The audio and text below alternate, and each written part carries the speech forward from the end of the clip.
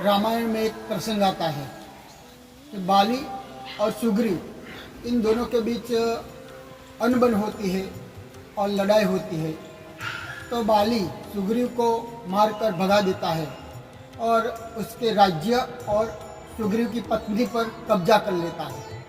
सुग्रीव वहाँ से भागकर दूर पर्वत में गुफा में अकेला रहता है, छुप के बाली से रहता है और योग्य समय की राह प्रतीक्षा करता है।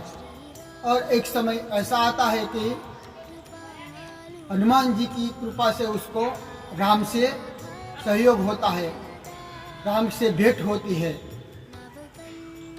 सुग्रीव की तो शक्ति नहीं थी कि वो बाली को मारकर उसको पराजित कर सके, क्योंकि बाली को एक वरदान था कि इसकी आंखों में से आंखें डालकर जो युद्ध करता है, उनकी आंखों में जब आंखें डालता है तो उनकी आधी शक्ति बाली को मिल जाती है। तो हनुमान जी से जब भगवान प्रभु श्री राम से भेंट होती है और इसके बाद सुग्रीव भगवान श्री राम के द्वारा बाली को मारता है, या तो भगवान श्री राम के द्वारा वो बाली को पराजित करता है। तो हमारा भी ऐसा है कि हमारे अंदर भी कुछ ऐसे दोष है, दुर्गुण है, काम, क्रोध, अहम, ऐसे कई विकार है। मगर जब हम हमारी शक्ति से लड़ने जाते हैं, हमारी शक्ति से लड़ते हैं, तो हम पराजित होते हैं। मगर भगवान का, प्रभु का, ईश्वर राम का जब सहारा लेते हैं तो हम अवश्य उनसे विजय पाते हैं। जब हम हमारे अंदर कोई विकार आए, काम आए, तो हम उनका चिंतन करेंगे, इसमें उसको हम स्थान देंगे तो अवश्य पराजित होंगे। मगर जब हमारे अंदर कोई विकार आए, काम, क्रोध आदि आए, तो हम राम का सहारा लेंगे, राम का आश्रय लेंगे, राम का नाम जप करेंगे, तो अवश्य हमें उसको जीत पाएंगे। तो ऐसा है, एक हमारा ये सौभाग्य है, हम भाग्यशाली है कि हमें एक ऐसा ही अवसर मिलने जा रहा है कि 22वीं जनवरी 2024 के दिन कैसा दिन है कि इस दिन प्रभु श्री राम की जन्मभूमि अयोध्या में राम मंदिर जहाँ निर्माण हुआ है, यहाँ प्रभु श्री राम की मूर्ति की प्राण प्रतिष्ठा होने जा रही है। हम सब भाग्यशाली के इन प्रसंग के साक्षी बनने वाले हैं। तो इस प्रसंग का, इस दिन का हम ज़्यादा से ज़्यादा लाभ उठाए हमारे जीवन में, और हमारे जीवन के अंदर दीप जलाए। कि कहा जाता है कि किसी तीर्थ में या किसी महापुरुष के जन्मदिन पर या किसी पवित्र दिन पर या किसी संत या गुरु के चरण में जब हम कोई संकल्प करते हैं, हम कोई संकल्प करते हैं कि कुछ भी करने का, तो अवश्य सफल होता है। तो इस दिन हमें अवसर मिला है, हम भाग्यशाली के एक दिन हम साक्षी बनेंगे। हम सभी तो यहाँ जाने वाले नहीं कि हम सभी तो उस दिन वहाँ जाके लाभ नहीं मिलेगा, कि हम सभी तो यहाँ इस महान के पुण्य अवसर पर हम सम्मिलित नहीं होंगे। मगर एक किसकोली की तरह हम अपना योगदान घर बैठे ही कर सकते हैं। तो कैसे? तो इस दिन हम हमारे अंदर जो दोष है, दुर्गुण है, उसको त्याग करने का या कुछ करने का संकल्प करें इस दिन, तो अवश्य हम उसमें सफल होंगे। तो हम कौन कौन से संकल्प कर सकते हैं? 22वीं जनवरी 2024 के दिन संकल्प करके हमारे जीवन में परिवर्तन आए, हमारे जीवन एक पक्की आगे चले। तो इस दिन हम कौन कौन सा संकल्प करें, एक मैं विचार आपको देता हूँ। आप इसके अलावा भी कुछ भी आपके मगज में अच्छे विचार हो तो कर सकते हैं। जैसे कि कोई व्यक्ति पान, मसाला, गुटखा, शराब या कोई कैफी द्रव्य का सेवन करता हो, तो उस दिन वो संकल्प करेगा कि मैं इस दिन से मेरे अंदर जो दोष है, दुर्गुण है, उसका त्याग करूंगा, तो वो अवश्य हमें सफलता मिलेगी। यदि आप अपने माता पिता को इस चरण नहीं छूते हैं, अपने माता पिता को रोज उठकर उनके पैर नहीं छूते हैं, तो इस दिन आप अवश्य संकल्प लें, इस दिन से मैं मेरे माता पिता की रोज सुबह उठकर चरण पैर छूऊंगा और उनकी सेवा करूंगा। ये भी आप कर सकते हैं।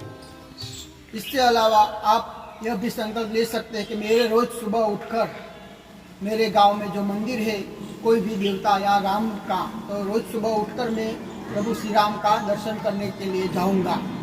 या तो आप अपने जीवन में पूजा पाठ ध्यान इत्यादि नहीं करते, इस दिन से आप संकल्प लेंगे कि मैं इस दिन से पूजा की शुरुआत करूंगा, एक माला राम नाम की करूंगा या पूजा पाठ करूंगा या श्रीमद् भागवत गीता का एक अध्याय का एक श्लोक का या रामायण का कोई चौपाई का, ऐसा कोई भी आप संकल्प ले इस दिन कि मैं पूजा पाठ करूंगा, तो अवश्य आपको इस संकल्प सफल होगा।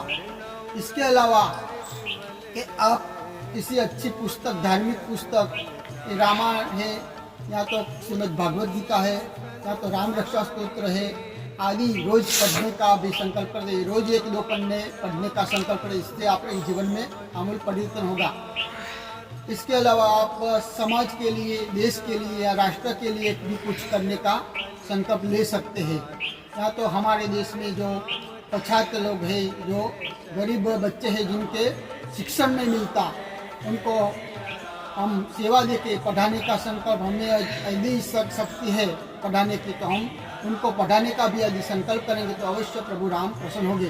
तो ये अलग अलग ऐसे कहीं भी संकल्प है, आप अपनी रुचि और आप अपनी इच्छा अनुसार, इससे अलावा भी आपको जो अच्छा कोई विचार आए तो आप ले सकते हैं। तो आप आज कहीं व्यक्ति अपने अंदर के दोष, काम, क्रोध, ईर्ष्या, कहीं दोषों से पीड़ित है और वह अपने अंदर को वो लड़ता के अपने अंदर जीतने को चाहता है मगर वो असफल होता है। तो इस पवित्र दिन से हम ये संकल्प लेंगे, अवश्य हम सफल होंगे और प्रभु श्री राम चंद्र भगवान की भी हमारे पर आशीर्वाद मिलेगा, उनकी प्रसन्नता पाएंगे। राम मंदिर तो बनेगा मगर वह मंदिर हमारे जीवन में कायमी यादगिरी रहे, हमारे जीवन में एक इतिहास बना रहे और भगवान राम भी हम पर एक कार्य से प्रसन्न रहे। ये लाखों करोड़ों लोगों का ऐसा परिवर्तन आए तो इससे बड़ा अच्छा कार्य कौन सा है।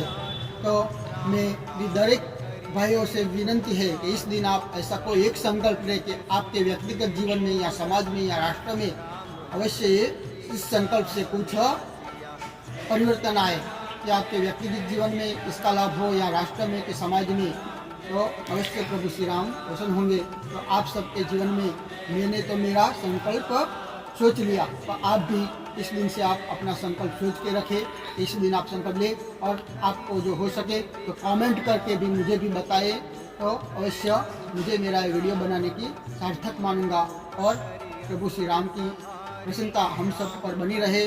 हम सब की भावना भगवान श्री राम के एक महान जो मंदिर की प्राण प्रतिष्ठा होने जा रही है वह तक पहुँचे, ऐसी भगवान श्री राम को हम सब प्रार्थना करें। और हो सके तो इन दिनों में हम राम रक्षा स्तोत्र का पारायण करें और आदि गीता रामायण का भी हम इन दिनों में अभ्यास करें। ये आपको मेरी कोई एक विनंती है, कोई आदेश नहीं। तो हो सके तो ये बात सबको पहुँचाए और मेरा ये वीडियो ज़्यादा से ज़्यादा शेयर कीजिए ताकि ये मैसेज जन जन तक पहुँचे। आप सबको मेरा, आपके अंदर जो प्रभु श्री राम विराजित है, उस आपके अंदर राम का दीपक जले, ऐसी भावना के साथ आपके अंदर विराजित प्रभु श्री राम का मेरा जय श्री